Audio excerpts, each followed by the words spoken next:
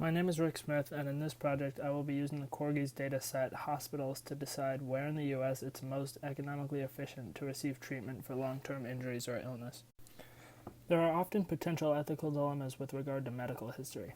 However, in this case, because we only discuss averages over an entire state without ever getting more specific, there is likely not anyone whose privacy or rights are compromised by this data evaluation.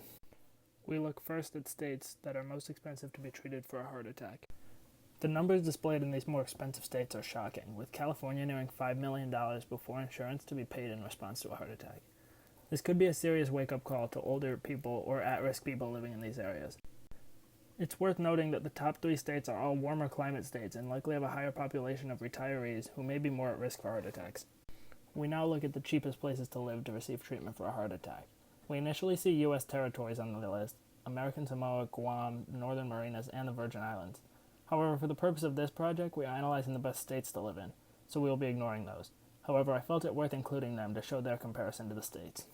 Wyoming is the top state in this category, and it is interesting that many of the top cheapest states have a historically low population, such as Wyoming or Delaware.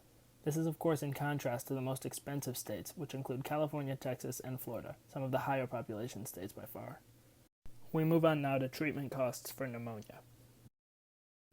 We again see California and Texas leading the charge in amount to be paid, but it is interesting that the top 7 states in pneumonia costs were also in the top 10 states of heart attack costs, so perhaps this will hold true for all medical treatments. We do see Michigan, Iowa, and Kansas appearing on the pneumonia list that were not a part of the most expensive heart attack list. We now see the least expensive states to be treated for pneumonia, and again we see some similarities between this list and the cheapest heart attack state list. The order of cheapest medical states is not quite as consistent as most expensive states, but we do see many repeats such as Wyoming, Arkansas, the District of Columbia, etc. As there is less of a gap between costs with the cheaper states, it makes sense that there would be more variation in the order of expensiveness on the list of cheaper states to have medical treatment. Finally, we look at the cost for treatment of hip or knee injuries. We look first at most expensive states, and again see similar states that have shown up on the other 2 most expensive state lists. One interesting note is that Texas actually leads California by several hundred thousands of dollars.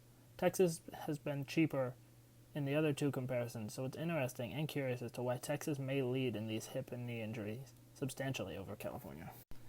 And lastly, we see the cheapest states in which you may receive treatment for a hip or knee injury. We again see these same low population states showing up on the list.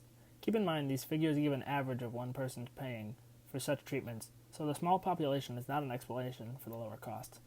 I am unable to explain why these smaller states must be able to charge such lower cost than many of the high population states, but it's certainly worth noting. Ultimately, this project was an attempt to learn where the most economically efficient areas in the country may be for people who suspect they may be in need of medical treatment in the future. There were a couple of constants that I feel confident saying will hold true for most of, if not all, medical treatments. The first is that the large states, specifically California and Texas, are going to be the places where you spend the most on your medical bills. Florida could also be in that argument. The second is that states with lower population are going to be your best bet for lower medical bills. States such as Wyoming, Delaware, Rhode Island, or Arkansas are all examples of places that are going to be a lower cost. But according to my research, generally, the lower population a state you live in, the lower your medical bills could potentially be. Thank you.